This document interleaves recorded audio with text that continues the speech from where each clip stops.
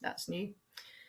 And we will start in a second. Just wait and see if there's any latecomers, which there usually are. Wonderful. Put it on speaker view as well. Fantastic. Right. Welcome everybody. My name is Amy and I'm from October Books in Southampton, and thank you all for being here. As part of Pride Month 2021, we'll be hearing about Living and Loving in the Age of AIDS by Derek Frost. Pride Month is held in June to mark the anniversary of the Stonewall riots in June 1969 and celebrates the LGBTQ plus people and communities joining in unity and solidarity. Derek's memoir is a tale of a devastating pandemic, of lives cut painfully short, but it is also a love story. It's a story of joy and triumph, of facing universal challenges, and of the great rewards that come from giving back. In his book, Derek speaks for a generation who lived through a global health crisis that many at the time refused to even acknowledge. His is a powerful story chronicling this extraordinary era. As well as hearing about his book this evening, Derek will also be illustrating his talk with some videos which highlight his campaigning through his charity AIDS arc, and will be fielding questions at the end. If you have any questions, please just put them in the chat box and it'll be me that fields them. Before I hand over to Derek, a little bit about October Books. October Books is Southampton's only radical and independent bookshop. We're also a cooperative. Been going since 1977, which is over 40 years, which is pretty good going. As well as books like Living and Loving in the Age of AIDS, we also sell ethical, fair trade, food and household items, and we have an online shop as well. I'll be putting some links in the chat box as we go along. Ordinarily, a talk like this would be held in our community space at the rear of the shop, but due to the COVID pandemic, our shows are online at the moment. So let somebody else in, which has been a wonderful thing, actually. It's meant that we've had audiences from all over the country and, in fact, all over the globe. And it's meant that we've been able to meet in this online community, which has been a wonderful, wonderful thing. A little bit of housekeeping before we begin. As I said earlier on, if you can remain on mute, that would be absolutely ideal. If you do have any questions, put them in the chat box and I'll field them at the end. I'll also be putting a few links for how you can purchase the book from us here at October Books. If you would like to donate some money to October Books, it will help us carry on doing free entry events like this. £3 would be very much appreciated. I'll put a link for how you can do that in the chat box too. As I mentioned earlier on, we are recording this evening, but only those who are speaking or performing will be recorded. It's lovely to see people's faces, so please do have your camera on if you feel comfortable doing that. Ordinarily, I would be doing an introduction to Derek, but we actually have a really nice audio intro by the author and editor Holly Dawson, who does a really good job of saying a little bit about Derek's book, which I'll play now. Ooh. She says,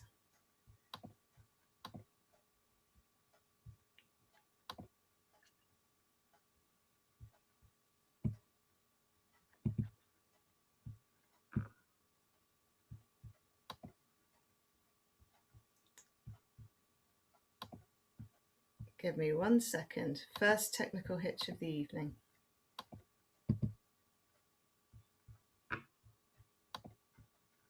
Okay, so that's not happening right now. I'm going to do a spoken intro and maybe we'll try that a little bit later on.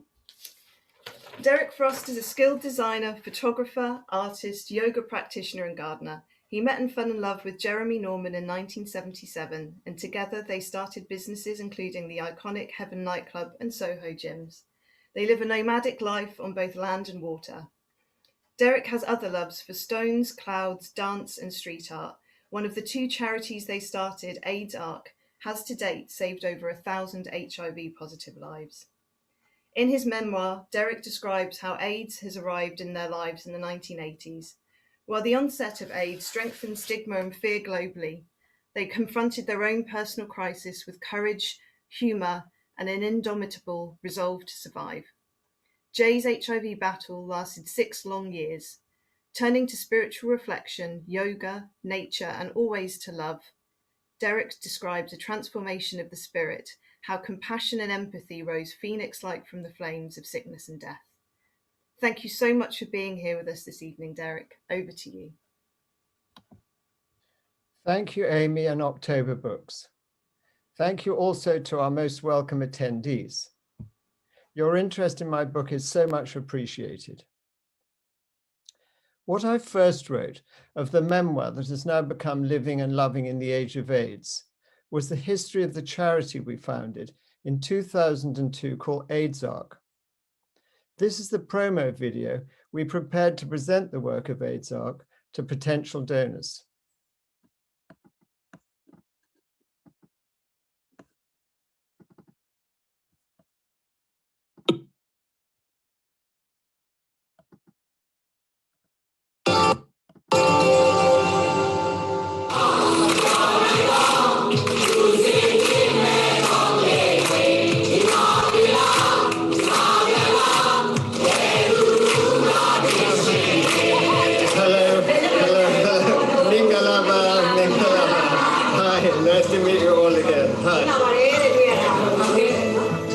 I'm Derek Frost, one of the two founder trustees of AIDSARC, a charity that funds antiretroviral drugs and medical care for people infected by HIV/AIDS and who can't access these. Currently, we operate in South Africa, India, and Burma. We work through selected doctors. Annually, I travel to meet with them and with as many beneficiaries as possible. So can you imagine that you have a deadly disease and you need the medicines now? And our doctors, they have to say, sorry, which means you're going to die within a month or 2 months. It is very painful to see the patient that you want to treat them, but you have limited budget. So the others who we cannot treat, and they have to die without access to treatment. I so hope we can help you survive. My name is Zanina. I am HIV positive, and I'm glad to be here at Nazareth House. How are you feeling? I'm very tired. I'm sad. I'm still... Sadly, for Zandile, we were too late. Fortunately, for many others, AIDSARC reaches them in time. Usually, the patients, when they arrive in our clinic, they are extremely sick. Within a few months, they are back to their normal weight. And within 4 to 6 months, they go back to work. I mean, it's a miracle drug. It is a miracle drug. For a tiny amount of money. Yeah. We're on our way to see two special friends of AIDSARC. Benjamin lost his parents to AIDS and was born HIV positive. Despite a damaged immune system, he fought off innumerable infections and on many occasions nearly died. Only his grandmother, Chandrama, cared for him. His other family and neighbors thought him cursed and shunned him. Happily, at the age of 7, this little boy found free medical treatment through FXB and ARVs funded by AIDSARC. Immediately, his life and health were transformed. He got so much better so fast that the people in his community thought a God had cured him. Now they honor and cherish him. Now he is active, healthy, and attending school. I'm very happy to be seeing Benjamin and his granny again. Nice to see you. Nice to see you, huh? Thank you. Okay, let's see. Let me do it for you. How many do it? How many? 1, 2, only 1. Look, Benjamin. Huh?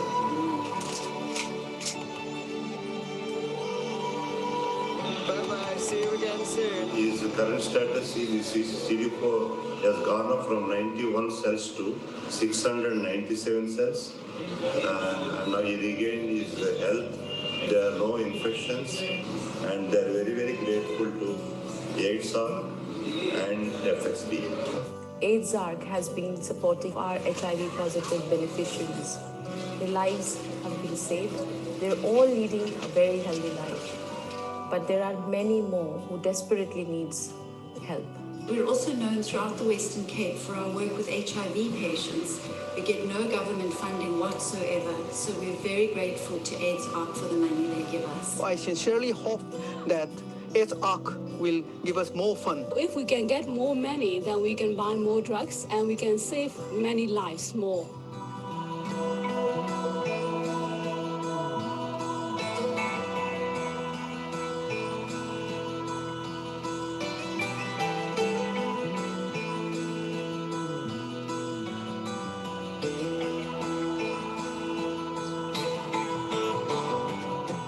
Thank you, AIDS Act. You are my lifesaver of my family. Thank you, AIDS Act. Thank you, AIDS Act. Thank you, AIDS Act, for your help. Thank you, AIDS Act, for your kind support. Thank you, AIDS Act, for making me get well. Thank you, AIDS Act. Thank you, AIDS Act. Thank you, HR.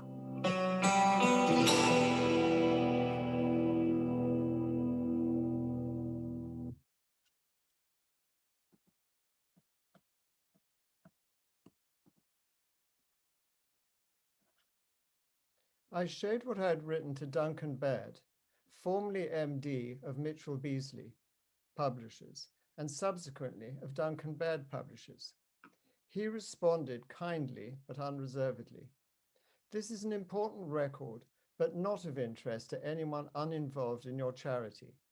However, should you decide to set down what led you to start AIDS Arc, this might perhaps be of interest to a wider audience. So this is what I did. To my delight, Watkins Books decided to publish my story, and their team have guided me most excellently in pursuit of what Duncan describes as going for that perfect pitch. My thanks to them all is profound. Now I owe more thanks to wonderful bookshops like October Books for promoting my book, and to people such as yourselves who are attending events of this sort. Having completed the writing and editing of my book, having no reputation as a writer, and knowing that promoting my book would be an essential prerequisite in pursuit of readers, I prepared a series of promotional videos. This is one of these videos.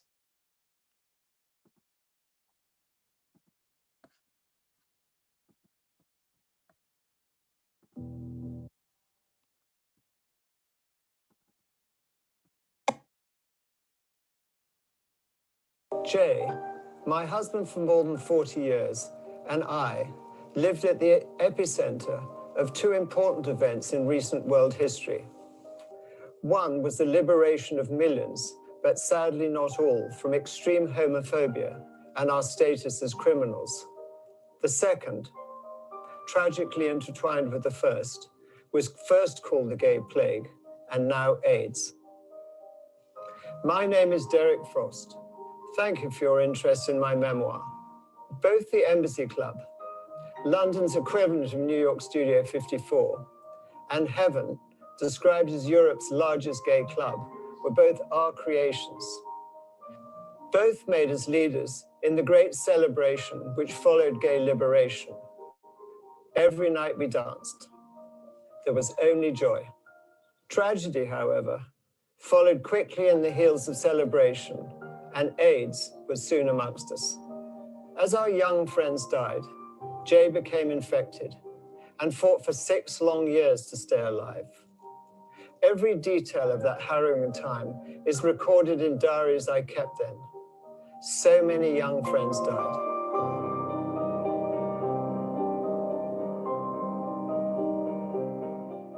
Incredibly, these years were filled with equal measures of isolation, fear, engagement, and joy. Our dance continued, but this time we danced with life and death. Finally, effective drugs arrived, and for those who were able to access these, the dying stopped, and my Jay survived. Throughout his battle, I fought hard to retain my sanity and my career as an interior designer. A time when I discovered yoga, Buddhism, and meditation, and developed an ever-strengthening love for the natural world, art, some now my own, plus dance, always dance. Since then, through the NGO we founded called AIDS Arc, we have worked with doctors in many different parts of the world and have helped save more than 1,000 HIV-positive lives. My memoir is a fast-paced, intensely personal account. It's a tale of love and travel, intertwined with the high-octane life which is ours and the fascinating people who populate it. It's a story of triumph over death and the compassion it engendered. It's a rare account about extraordinary times, and this makes it an important historical record. I hope you will find my story inspirational. I know it will move you and will bring you joy. So, there's the presentation. So, during the process of bringing my book to publication, I was lucky enough to obtain 4 amazing endorsements, which have helped immeasurably in gifting my memoir with a degree of importance. One was from Matthew Paris, the political writer and broadcaster, and a member of Parliament from 1979 to 1986. Matthew generously chose to say of my memoir, "If I'd been better looking in my early 30s, I would be dead." This is a story of those less lucky, of a life interwoven with HIV, and the author and his husband's mission to bring hope and relief to others. Derek Frost writes with unsentimental honesty, a stark witness that has been largely absent from the literature. This book is both a history and an inspiration. Another endorsement came from Chris Smith, a government minister from 1997 to 2001, and now Master of Pembroke College, Cambridge. He was our first MP to go public both about his queer and his HIV status. Chris said about my book, "This memory is incredibly vivid, moving and compelling. When I was first diagnosed HIV positive in 1988, I thought I was being handed a death sentence. Derek's book has led me through all the pain and anguish and loss, and also the love and the hope, all over again." Linda Gale Becker, a professor of medicine, president of the International AIDS Society 2016-18, and co-founder of the Desmond Tutu HIV Centre and Health Foundation in Cape Town, South Africa, gave me a wonderful endorsement, which I've coupled with images to make this short video.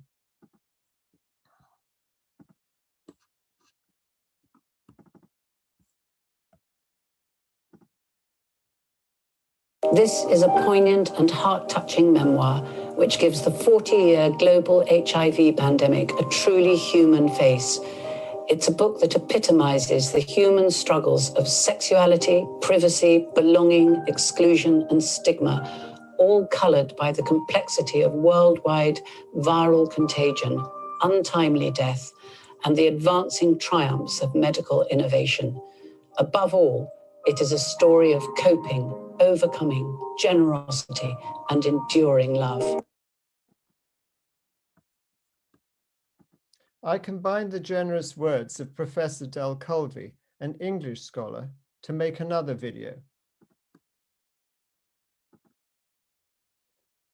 This is a powerful book, at once a love letter, a well-informed history of the AIDS epidemic, and the life story of a beautiful young man in London, moving happily through the early days of gay liberation into a time of widespread anguish and despair. The book's rhetorical beginning, "How did it feel then, my darling husband, my Jay?" takes us on a journey into the very heart of darkness, and then, as importantly, out of it and beyond.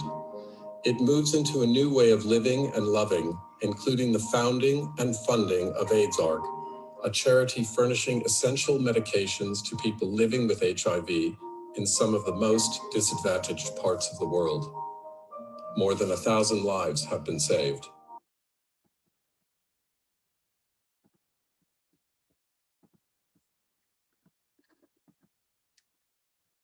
To give you an idea of my writing style, I'd like to show you another of these videos. This uses a short extract from my book, again mixed with still images. Given my design background and my interest in the visual arts, you might be surprised to learn that there are only 2 images in my book, both photo portraits of me together with Jeremy, my husband. Otherwise, there are only words. One of these 2 photo portraits was taken shortly after we met in 1977, and the other was taken by the esteemed photographer Tom Bianchi, when we last visited New York in 2019 to celebrate with millions of others the 50th anniversary of the Stonewall Riot, the event which gave birth to the fight for queer liberation. This short extract from my memoir is about safe sex.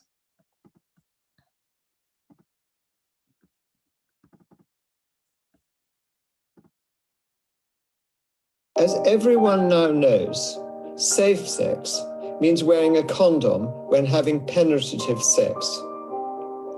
Easy in the cold light of day, but harder to action when you're excited, hot, want to do a good job, in a rush, don't want to mess up or go soft, drunk, high, and having a lot of fun. Pulling on a condom is frankly a bit of a bore, and not something you really want to pause to do. We all try to make putting one on part of the fun, and we're all getting better at it. For many of us, it becomes a bit like wearing a seatbelt in the car. You just don't feel safe driving unless it's clunk, click every trip, as the advertisement used to go.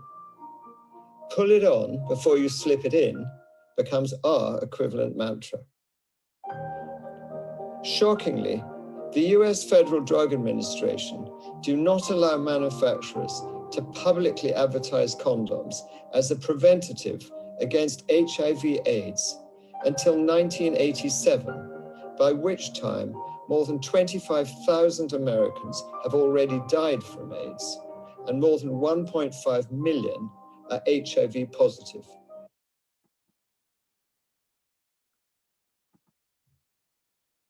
On the day my memoir was published, I was lucky enough to secure an interview on Sky News. I apologize for the repeated information contained at the end of this interview.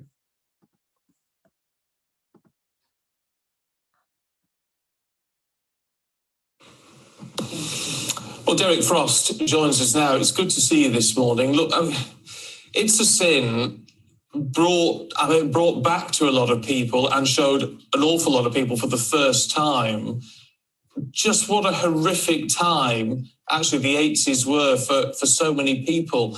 Why did you want to put this down in a book? Yeah, I mean, to correct you in a way, the 90s were also a horrific time because effective medication didn't become available until 97. And so to answer your question, this is a very important piece of history. And we found ourselves right in the very middle of it. An important history because 35 odd million people have died of AIDS. And it's still a huge problem. In 2019, 600,000 or 700,000 people died of AIDS. So there's a lot of talk about the current pandemic, and some people are calling AIDS the forgotten pandemic. And I thought it was very important to set down the experiences I'd had and several quite different experiences within the AIDS pandemic as an important record for the benefit of all, but particularly for the benefit of young people who may only think of AIDS as an easily treatable condition like, other things, pop the pills and you'll be fine, which is great, Well, it's great in a sense, but I mean, it does take away a little bit from the experiences that so many people have been through, a time of, I guess, of sort of innocence turning into absolute tragedy for so many. Yeah, I mean, it was the ultimate Greek tragedy, really, because, queer people were coming out of the illegality, homosexuality had been made legal. There was this huge sort of celebration that followed that. A similar celebration, really, that happened for straight people in the 60s with the advent of the pill, etc. So, the tail end, or right in the middle of this extraordinary celebration, AIDS came and hit, and, this was a great tragedy. And as you'll know, in the early days of the pandemic, I mean, when it was first described, it was described as the gay plague. It was what gay people got, as was, mentioned in It's a Sin.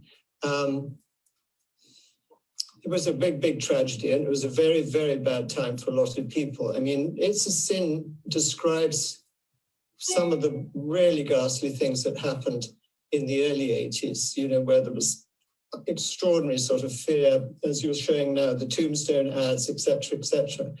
By the time my husband, Jay, became infected in 91, and this was in England, although there were large levels of stigma, the response we received from medical staff and the support we received from the NHS, etc., was fantastic. The big problem they had is they didn't have any drugs to treat people like Jeremy, and all they could say to him was, kind of bottom line, prepare to die. Mm-hmm. It was a hard time, and a lot of people died. I mean, in my book, 70 close friends are named and listed, and the book is written as a dedication to them.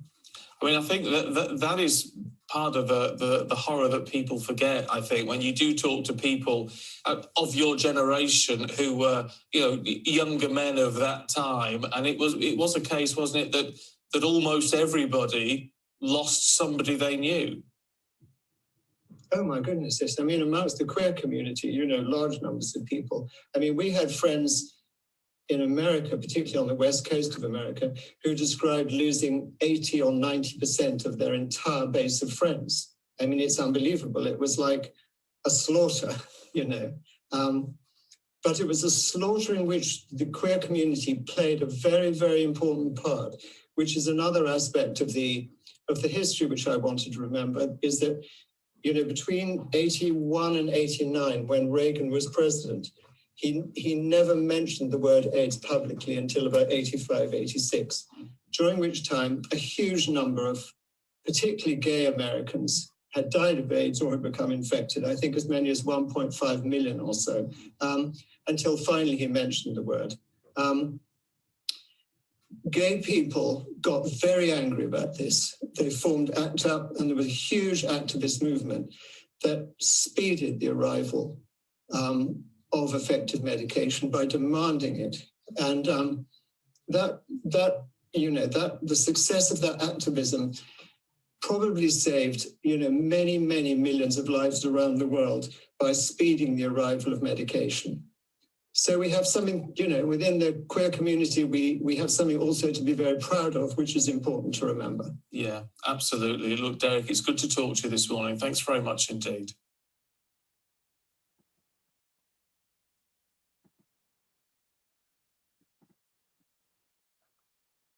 I do hope you will have enjoyed learning more about my memoir and why I felt it important to set down this deeply personal record. If you decide to buy my book, I hope you will enjoy reading what I have written and will take pleasure in knowing that by purchasing my book, you will be donating to the life-saving work of AIDSARC. Thank you for your interest and your time. Now I'm going to hand you back to the very excellent Amy. Thank you so much, Derek. That's been absolutely brilliant this evening, having all of those pictures and videos to illustrate all of the incredible work that you've done in the book. It's been an absolute pleasure. You've been very, very generous with sharing all of that with us. We've had a couple of questions already, and I'll get to those shortly. If you do have any questions, anyone that's watching, please do put them in the chat box. And yes, and I've also put links to how you can buy the book in the chat box as well. So if you would like to order a copy, please do. The first question that we've had was from David, who stole my question. And he said, can I ask Derek how he found watching It's a Sin earlier this year, assuming he did watch it? And was he surprised by the reception and acclaim the series received? So there are two questions there. I certainly watched it. I think we watched it twice. We watched, the second it was coming on, we were, of course, really, really interested. We knew about Russell T Davies, amazing kind of background. We'd seen Queer as Folk whenever that was a couple of decades ago, and we were very, very interested to see it.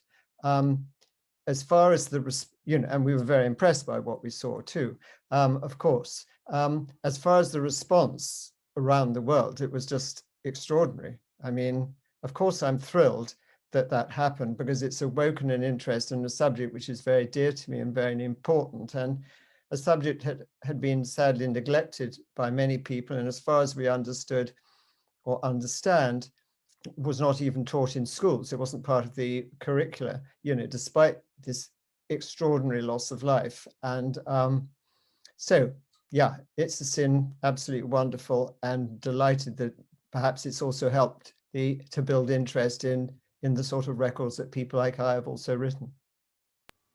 Brilliant answer to that. I think everybody here probably watched It's a Sin. I know I did. Yeah, just sort of a really timely thing of it coming out when the entire of the world is sort of part of the COVID pandemic. It sort of feels more relatable to people that weren't alive, I think, during that period. Yeah. Yeah. Another couple of questions. We've had one from Isabel, who has asked, how did you find the writing and editing process? Was it difficult to remember some of the tough times? Well, again, two questions. How did I find writing it? Well, it was a challenge. I've never written anything before. I don't consider myself to be a writer, so I learnt on the hop. I had Jay, my husband, on my back the whole time, telling me that I wasn't writing it properly and giving me instruction about style tips and all kinds of things which kept me on my feet. But I was very fortunate. I mean, I had a lot of guidance from two professionals who were continually looking at what I was producing and were lending advice. And that helped enormously. There was a second part to the question. Can you just re-ask the second part of Isabel's question? Yes, the whole question was, how did you find the writing and editing process, and was it difficult to remember some of the tough times? Yeah, well, in terms of, the edit was a delight because so many professionals were involved, including my publishers, which was, that was really, really terrific. I was fortunate also because during two periods in during the period that Jeremy was fighting for his life, I kept a diary, which was really, a diary was just there as a sort of wall for me to scream at, but it was a number of books which I was able to refer to. So I had all that information, which has made that section of the book so kind of alive and real, because a lot of it was taken verbatim from those diaries. And then because AIDS are, charity is a business, you have to keep very precise records. And so I had a lot of reference there to refer back to. So that made, there's a huge amount of detail on that book, and I'd had to do a great deal of research, of course. It was an interesting process. Did you find that when you were looking back through your diaries, that it matched up to, for example, the stuff on It's a Sin and the way that the AIDS pandemic is portrayed today? Did you find that quite a close match, or did you see it as quite different? Well, I mean, much as I admire It's a Sin, television is always sort of rather sensationalist. It was very clever. We all fell in love with all the characters, and then they all got killed off in very sad circumstances. I mean, he described a period from 81 to 91, Russell T. Davies, and he described the most extremes of stigma, et cetera, which, we did experience, but only in the very early days. We didn't experience any of that. From our NHS, we experienced, as I said in one of the videos, huge professionalism, huge love, huge support. And so in that sense, there were radical differences, I would say. But the TV program was putting a kind of very powerful message, and that's important too. Absolutely. We were a lot better cared for and loved, and it was 91 to 97, not 81 to 91. It made a big difference. Yeah, I can well imagine. Yeah. Had a question from Laura, who has asked, at your darkest times during the epidemic and your own battle for Jay's survival, what kept you going and facing each day? I guess not wanting to let Jeremy down. Jeremy's most of the time a rock, and I felt less so for a lot of that period, but I realized how important it was for him that I should stay as strong as possible. And so I guess it was Jeremy who kept me going, and he would say that it was I who kept him going. And that's what happens in a good, loving relationship, really, all the way through life, whether it's through some kind of catastrophe or just normal life, you know. So he kept me going. There was another part, I think, about all these questions are double questions, and my mind can't hang on to both of them simultaneously. The other one, I think, was about the darkest period. And, you know, there were some dark periods. And I guess the answer to that is read the book. You know, they were in the diaries. There's a huge, great section of really quite dark periods. I hope not too intense, you know, but it was an intense time. And there certainly were a lot of very dark periods, but also side by side with those, a lot of an amazingly joyful and wonderful, you know, moments. And perhaps when you're faced with crisis, you know, or even extermination, you know, the sun coming over the horizon seems even more wonderful than the sun coming over the horizon normally seems, something of that sort. That's a brilliant message, something I think that all of us could hear today. A lovely question from David. Brace yourself, it's a political question. A lot of people complain that Pride has lost its political focus and has just become a bit of a party. Has the gay community become a bit complacent as the impact of the AIDS crisis has largely receded for Western countries? Well, I don't have a particularly sort of, I don't have a great grasp on politics. I mean, I think very different, as far as Pride is concerned, very, very different things are going on in different parts of the world. And by the standards that I first was familiar with when I was a young man, when homosexuality was illegal and people were very closeted and fearful, Pride obviously had a far stronger kind of activist and political kind of agenda. There's still a lot to be achieved here, but by my standards, an incredible amount has been achieved, and there's a huge amount to celebrate. In many other countries, obviously that's not the case, and Pride is an act of defiance where people face arrests and worse, much worse, even in some few countries, 7 countries or so, you know, it's a capital offense. I think perhaps the sadness that David might be alluding to, or that I feel, is that within our more fortunate countries, when we celebrate Pride, not enough attention and thought is given to other members of our community, of our queer family, who are experiencing a very, very different kind of reality. And I think it would be excellent if more people here were cognizant of the misfortunes, you know, that I've just described, and that more attention was paid to that during the celebration of Western Pride marches. That's a really good in-depth answer. How do you think people could David says here, here. Well, there we go, David. I'm glad you approve. I'm not meant to look at those messages or here, here. So thank you.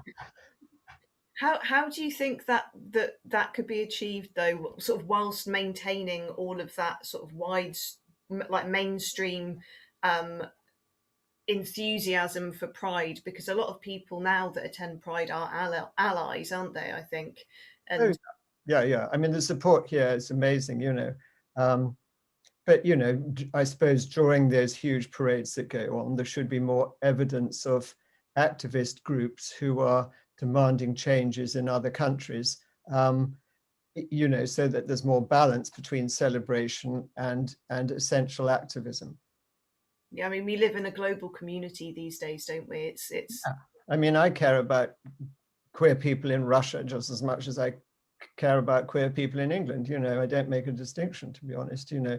And certainly the work we did with AIDS ARC, you know, from the AIDS, because the same sort of thing applies to AIDS in a way, you know, that people here, maybe, I don't know if complacent's the right word, but, you know, young sexually active people hopefully take PrEP supplied free of charge by the NHS.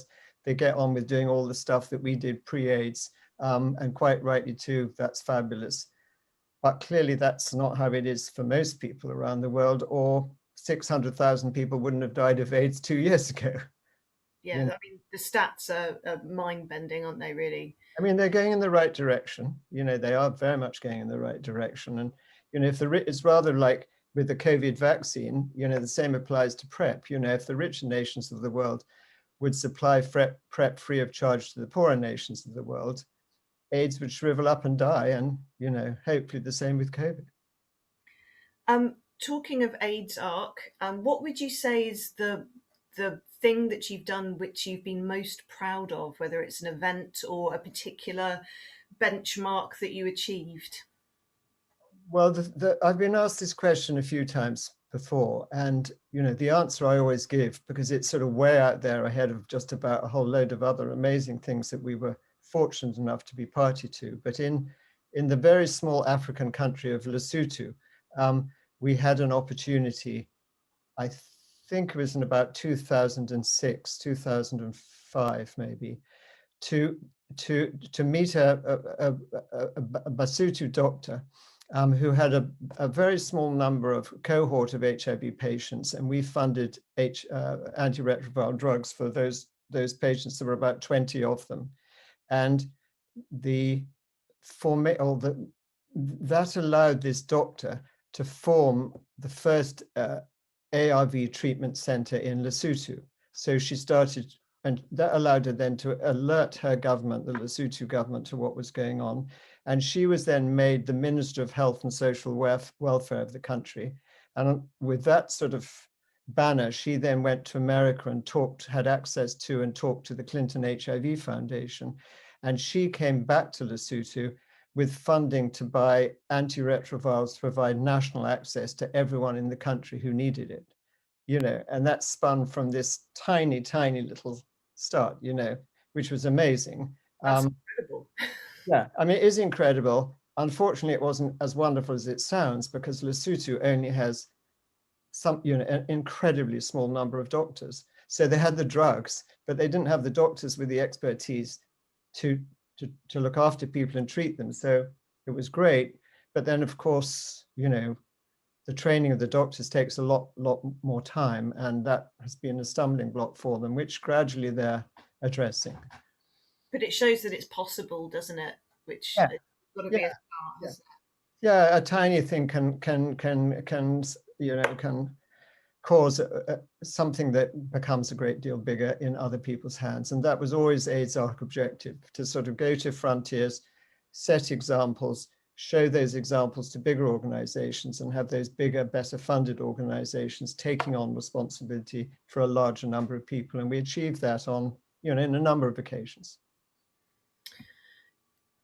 Would you say that HIV and AIDS still has a degree of stigma in this country? I don't know. I don't really know. I think amongst the people I know, mostly not. But, because it's so tied up with sex, if you want to have if you want to be sexually desirable, a lot of people feel that announcing the fact to your potential partner that you're HIV is going to cause your sex life to wither up and die. And that's very unfortunate. It's always been, part of stigma. I mean, there's in the early days, there was a stigma kind of about only degenerate people, gays and drug addicts, get AIDS. I think that's long past in this country. But people want to protect, the potency of their sex lives. And for some people, that's definitely a fear. Although increasingly, I think, people would say to other people, look, I'm on PrEP, it's fine, don't worry, it's cool, and it is cool, because if you're on PrEP, you can't infect people and you can't be infected. That's how it is here or in the West. In other parts of the world, it's still terrible, I don't know if it's if it equates, but there's a lady that we've started treating with ARVs in 2002 in South Africa, who had, awfully, her history was very tough. Her husband had died, her children had died of AIDS, she was all on her own, she was dying of AIDS. We helped with the drugs. She became healthy. She started working in the Desmond Tutu HIV clinic, where she worked for so many years, 2 decades or something, like up to now. And only a few years ago, I said to her, Mary, it would be great if we could make a video about your story, so that we can share it with other people to help us raise money. And she said, like, I'm really, really sorry, but I can't agree to that, because she said, in my community, I'm a witch. I'm a witch doctor, and, I can't be HIV positive, stuff like that. It's hard to get your head around these big cultural differences, but that's just an example of many. Yeah, it's things like that. It's just something that you wouldn't expect to hear, is it really? Yeah, I'm a witch doctor. It's like, oh, okay, hi. She's a lovely lady, I have to say. I really liked the street signs. We were talking about it earlier on before the event actually started. The street signs in some of the videos, in the safe sex video, because it's just something that you wouldn't see in European countries at all. And it's, I think, kind of having visual things like that and conversations that reduce that stigma, isn't it? If it's something that you see daily on your drive to work or your walk to work and you're having conversations with people, it just becomes normalized, doesn't it? Yeah, absolutely. I had a question from Laura saying, oh, happy Pride Month, which is good to hear. Happy Pride Month, Laura. What are some tidbits of wisdom you would share with this new generation of LGBTQI plus youth?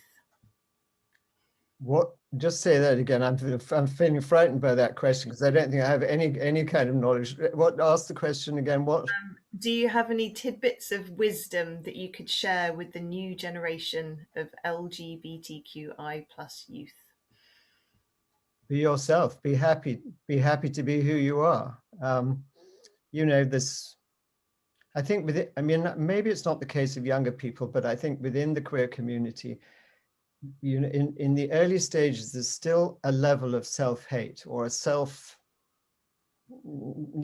of sense that when you're very, very young, it's not something you want to be, because you want to be what everyone else is, and we are a minority. And so I've noticed over the years that how amongst seemingly quite liberated queer people, there is also some degree of not loving yourself for who you are, and if you don't love yourself, it's going to be hard to have other people love you, so love yourself and be proud of who you are. And, as far as I'm concerned, I'm just so delighted and so thrilled that I'm gay, because there's plenty of experiences I haven't had, but incredible experiences I have had because of that. And I feel totally embraced by queer community. And I also nowadays, living where I'm lucky enough to live in the West, feel basically totally embraced by everyone. We're no longer laughed at, we're celebrated. And that's a great, great good fortune. That's lovely. It's a lovely answer to that question. What's life like for you these days? How has it changed sort of throughout your journey? What are you up to these days? Well, I can tell you I'm still on this damn book because I'm totally unknown, and because the subject of AIDS is not, by many regards, a hot subject. I'm still working very hard with the amazing team at Watkins Books to publicize the book. And so I am giving a lot of attention to that. I mean, I do feel I'm on a sort of mission with the subject, that it's not about trying to sell the book. It's about trying to share something that I believe to be very, very important, particularly with young people. And from the letters I've had already, extraordinary letters from people who clearly are enjoying, responding to that and finding it in the cases of some people very, very helpful to make sense of some of the challenges in their lives. So it's a fantastic opportunity, and I'm giving a lot of attention to that. I'd like to tell you that I'd got back to painting, because that's sort of where I'm meant to be more of the time, and giving more attention to my darling Jeremy, who I think he feels a bit abandoned sometimes, and that I should be doing more washing up and more cooking and shopping and, oh God, all, whatever. But, when you get older, life becomes seemingly increasingly pressure, it seems shorter, what lies ahead is less. And every day seems somehow to be more precious and more wonderful. And I sort of slightly work at the maxim. Of course, I don't exactly, but, if today was your last day on the planet, how would you live it? And to try and make decisions about how you spend time, that kind of keeps that a little bit in the back of your mind, so that every day has as much value. And I suppose that means spiritual and aesthetic value as it races by. Would you say that you're quite a spiritual person now or previously? Well, yeah, it sounds a bit sort of pie, you know, sort of, I'm a spiritual person. I mean, I definitely don't want anyone to think that I have kind of pretensions to be a guru or have all the answers or any of these things, you know. But I have given a lot of time to considering spiritual things and reading about other people's spiritual journeys and informing myself about them. And I think it connects. I'm not quite sure what the word spiritual means, but, you know, finding value in life and making sense of life. And what I've learned, certainly through the good fortune we've had of having Jeremy's life restored and a new future we never expected, and then through the work of AIDSARG, that giving back garners the greatest rewards, you know, that by giving of yourself or your time or your money or your whatever it is, you know, to other people or peoples, that's what really makes life very, very joyful. And if that's a sort of spiritual reflection, then it's a spiritual reflection. And I mean, sharing your story in the book has got to be part of that as well, hasn't it, really? Yeah, no, absolutely. I mean, you know, I didn't write the book lightly. We're quite private people, and, you know, we've sort of spilt our guts out, you know, all our truths out in that book, because I thought it would maybe help other people to know those things. Were you quite nervous before publication, with it being that personal and that, you know, holding that much of your life within it? No, I think not. I mean, I think I got over it by then. You know, I took the decision 4 years ago, so I kind of knew that was going to happen, you know. What's been quite amusing, though, is that some of the answers I've had, you know, because I've sort of talked quite intimately about stuff that's gone in my life. And now I'm starting to get letters from people who I don't know at all, who are telling me about all the intimate challenges in their lives. And I'm thinking like, okay, you know, do I really need to know this? You know, but it's very, very touching and very sweet, you know, and I guess it's in a way part of the job that I've undertaken in a sense to be responsive to that. And I'm always very, very thrilled to hear from anyone who's taken the trouble to you know, to be in touch. That's amazing. We've got probably one last question. I think me and David in the audience are on the same mindset at the moment. David has just asked, when was the last time Derek was in a nightclub and did he enjoy it? Which also leads me on to saying, can you please show everybody your sweater, please, Derek? Well, this is the sweater. Da, da, da. Okay, and we just bought it the other day because as some of you may know, Jeremy started the nightclub Heaven, which is now celebrating 40 years in business. And, you know, some of It's a Sin was filmed in a sort of studio version of Heaven. And they recreated this Heaven logo, which we designed for the original Heaven. It's, you know, in reality long gone, but they recreated it. And then some very clever person designed a T-shirt or a sweatshirt to replicate that. And of course, Jeremy and I rushed out and bought a few of them. And when was I last in a nightclub? Now, isn't it awful? Like, the answer is, I should be able to tell you instantly, but the fact I'm having to grasp for an answer means I probably haven't been in a nightclub for a while. Although we did go to Heaven not too long ago, in order to just sort of feel what it was like and to be in the place. And of course, that's always extraordinary because it's, you know, it was our creation so many, many years ago. And we do dance and we still like dancing. But, you know, on a regular nightly basis, you know, I think we're a tiny bit over it, sadly.